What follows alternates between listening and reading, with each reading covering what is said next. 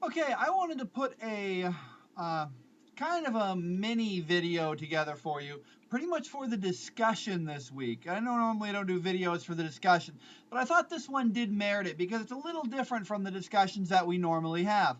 First of all, we're putting together both facts, which I've obviously the people getting A's so far, the ones posting facts, basing things on facts, and for those of you that email me asking, why I got a bad grade for this particular week on the discussion, I didn't do that well. It's probably because you just posted a whole bunch of opinions and really had absolutely nothing to back it up. Um, it's hard to be right when you're just giving opinions in a science class. Um, Now, the first thing that I wanted to, so this kind of mixing is going to take a little bit of explanation. The first thing that I want to mention is since we're talking about an illegal activity, for the love of all that's holy, don't admit to any crimes on a public forum. Okay, just don't do it. Anybody that admits a crime, I will just delete your post. You won't be able to get any credit for it. And this, by the way, is true for all college courses all the time. Don't admit to a crime. And sometimes this can even be subtler. I was teaching a public speaking course once when uh, a guy was literally just doing a speech on how he spent his summer vacation. It's supposed to be kind of an easy speech. And one of the things he did was he was drag racing with his friends on like an abandoned lot. But I you're speeding. It is breaking the law. Yes, I know nobody cares about speeding, but that's not the point. You don't admit publicly to a crime. It's just a bad idea. So obviously you don't do that for that. But if you're tempted to use your personal experiences uh, to actually say these things, even if it's not committing a crime, um, even if you're talking about, I don't know, going to Amsterdam and doing it in a place where it's perfectly legal, it's also completely irrelevant. First of all, the discussion is about marijuana. Marijuana is classified as a hallucinogen. So, whatever experiences you may or may not have when under the effects of a hallucinogen can't be trusted by nature of what it is. Um, as a matter of fact, even within the culture that this drug is a part of, it's kind of a stereotype that people think that they're really good at like art or singing or dancing or whatever, and everybody else is just looking at them making a moron out of themselves because they have no ability uh, to actually understand what's going on at the time. Um, so personal anecdotes are really bad for this sort of thing, even if it uh, just based on the fact that you're under an altered state of consciousness, even in another case, it might be more relevant than it would be here. Um, the second thing that I want to go over is something called cognitive dissonance. Now, hopefully, this is something that was covered in intro psychology course, but in case it wasn't, we definitely need to cover it now. Um, and I want you to apply this whenever people start talking about the little things that go on in their brain. You can see how people apply cognitive dissonance to themselves sometimes. Cognitive dissonance, it's a term that's used a lot, often used badly. It's the bad feeling that you get when your actions and your thoughts don't match up. So you see this all the time. And the example that I'll give will be pot smoking, weight problems, and cigarette smoking. So let's say somebody's overweight, which means that they're eating too much, not exercising enough, uh, and yes, there is like a 2 to 5% chance that it's like a glandular problem, but chances are it's not. It's a lifestyle problem typically if you're overweight, um, and they're overweight, so that's their actions, but their belief is that they know that being overweight is bad for you. For a whole variety of reasons. I mean, they know that there's a lot of social stigma on it. They know that they're not considered as attractive. They know that there's, on a more health issue, they know they have 10 to 20 years less than somebody who's not the same weight that they are in. Uh, and, they know they can't run as much. I mean, there's a lot of things they just can't do. So they have that belief, and then they have their actions. And you can see the same thing with smoking. Somebody smokes, and they know this isn't good for them. They know that they physically stink. A lot of people don't want to even be around them because they smell bad, and yet they still do it. And obviously, pot smoking is the same, very bad for you, yet people do it.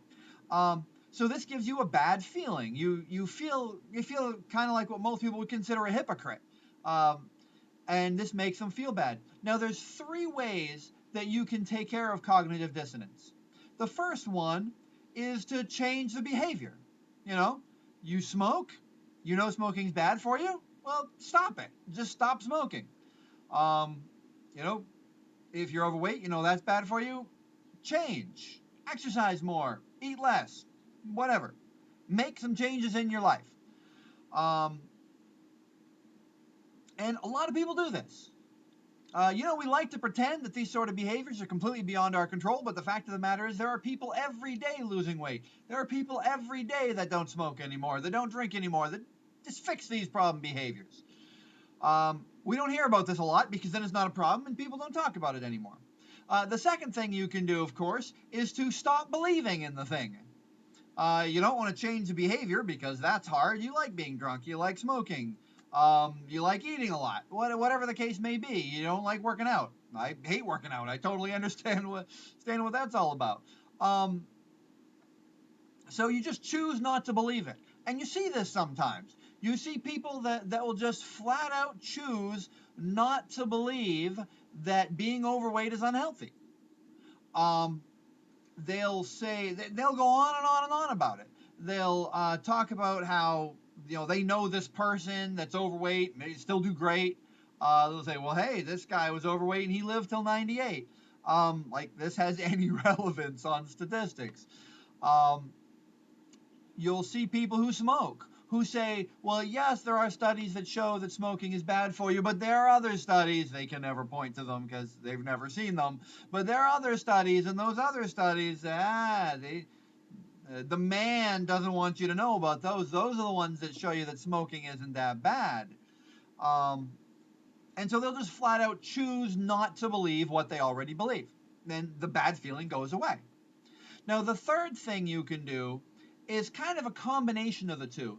You can build what's called a bridging belief to make it so that the belief and the action can line up and they can get along just fine. So you'll see people that smoke and they'll say, well, okay, I smoke and I know that's bad for me, but I'm just a social smoker. I only socially smoke. I only smoke one or two a day. I'm certainly not a pack a day smoker. That would be bad.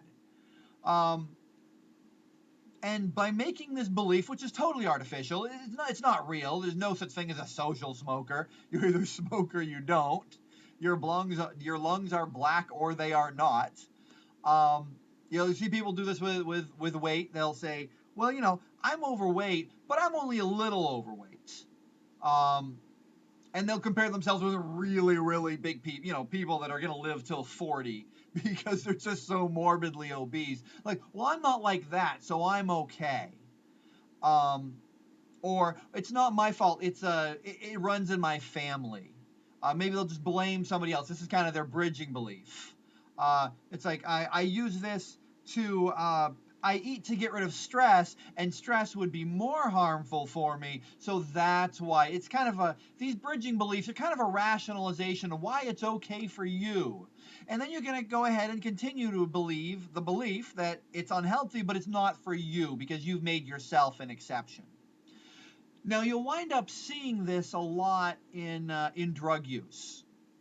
And I mention this because a lot of you may be going through this. It's very, very common to have cognitive dissonance with marijuana use because a lot of people use marijuana. It's the most widely used drug that we have in this country. Drug is an illegal drug, in that category. Otherwise, you'd have to be talking about caffeine, which would be an entirely different discussion. And so people know all the facts, and we'll be getting a whole laundry list of facts that people will be mentioning here, but all the drawbacks of it. And so you'll see the users of it have a tendency to do one of the second two, because they're users, so they haven't done the first option to get rid of the cognitive dissonance. They haven't stopped the behavior. Um, and so they'll either choose not to believe it. They'll say, oh, well, those aren't true. There are other studies that say that it's fine. Um, they'll think it's totally healthy for you. You'll actually see, and my mind reels and staggers every time I hear some idiot repeating this. But you'll hear people say, well, pot should be legal because 1,000 people last year died of alcohol-related car crashes, but no one has ever died from marijuana, which, first of all, is just an outright lie. I mean, you're physically sucking smoke into your lungs. Smoke is bad for you. You think nobody ever died from lung cancer from pot? I mean, the idea is stupid. You have thousands of car crashes every year from people who have their response time slowed down. I mean, this isn't a hidden effect. Everybody knows that it slows down your response time, and if you drive, well, I think it's determined to be like twice as bad as driving while drunk. It's really bad. And people drop dead all the time from this sort of thing. Maybe not from overdosing. There's a lot of other ways to die. But this is just them choosing not to believe, finding a way to just flat out not believe the facts that are in front of them. So if you find yourself doing this, you need to recognize that this is what you're doing. If you want to do a bad behavior, it doesn't matter whether you're smoking, doing drugs, being overweight, whatever it is, honestly, don't lie to yourself about it. Don't pretend it's something that it is. Make an educated choice. And if in the long run, with your education, but we're college students, we should love education. If in the long run, with your education, you choose that lifestyle, you choose to smoke, you choose to drink until your liver dies, you choose to be overweight, then you have made that choice, and you can deal with it. But don't pretend it's something else just so you don't feel bad. And you also see a lot of people with drugs using the bridging belief. They'll say, well, I smoke pot, but only when I go to parties. I'm curious as to how many people in the discussions will dig up, by the way, the carcinogenic effect of how many, link to it, how bad smoking pot is for your lungs compared to cigarettes. Because there's a few studies. There was a new one that came out just last year, actually, that kind of made the popular rounds. They actually completely revamped England's entire drug policy based on the new research that came out. I got a lot stricter. So if you find yourself, and I mention this because I want to be fair to the users of marijuana during this week's discussion, because they're going to have it. If they use it, then they're probably doing the bridging beliefs or the lack of belief, and they're going to have a hard time with talking about this and not just trying to prove that there isn't something here, and they're going to kind of miss the boat. Because ultimately, and this is the third thing that I wanted to mention, people are going to give a whole laundry list of drawbacks of marijuana, and they're all valid. There's dozens of reasons why this is bad for you. And I mentioned like 5 or 6, and this was literally just off the top of my head for the introduction to the discussion. But people will have a whole laundry list of it, and that's great. That's a great start.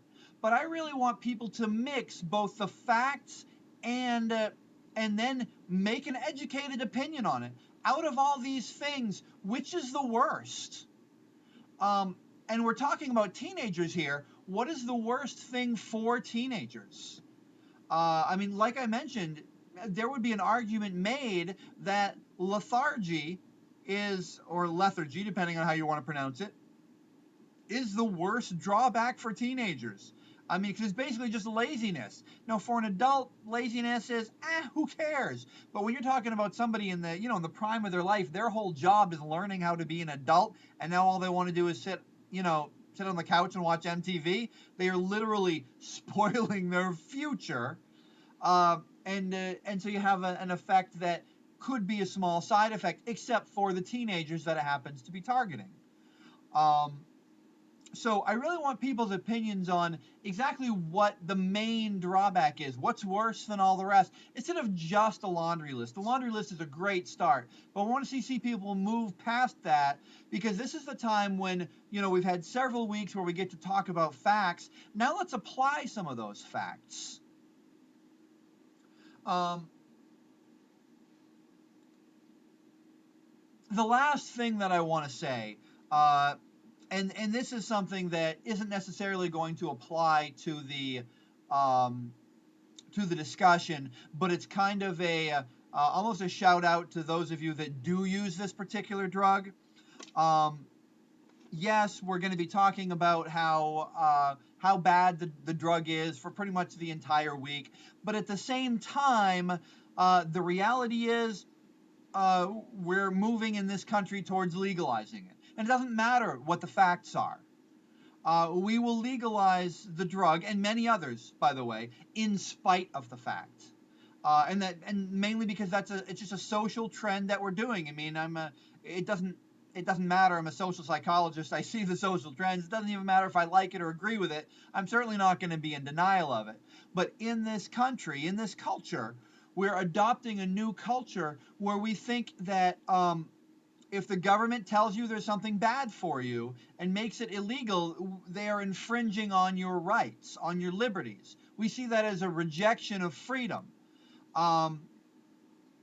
which, if you think about it, is kind of dumb, because most people don't know the drawbacks of marijuana. It's not their job to know the drawbacks of marijuana. They don't know the drawbacks of a lot of things. We have experts. The experts advise the government. The government has to make rules on that.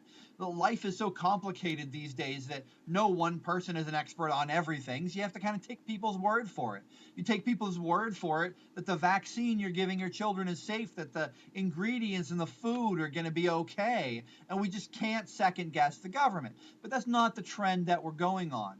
We're going on a trend where it's okay to do something that's a horrible idea as long as the only person that suffers is you. And we're adopting this more and more. So ultimately, a lot of illegal drugs will be considered a victimless crime, because the only victim is the person doing it. So ultimately, you'll see that, with this social trend, a lot of these things will be considered legal, and we'll have a whole other host of drawbacks for it. For example, more car accidents, that sort of thing, based on the fact that, people are driving inebriated. Just in a whole variety of ways, they'll be able to become inebriated.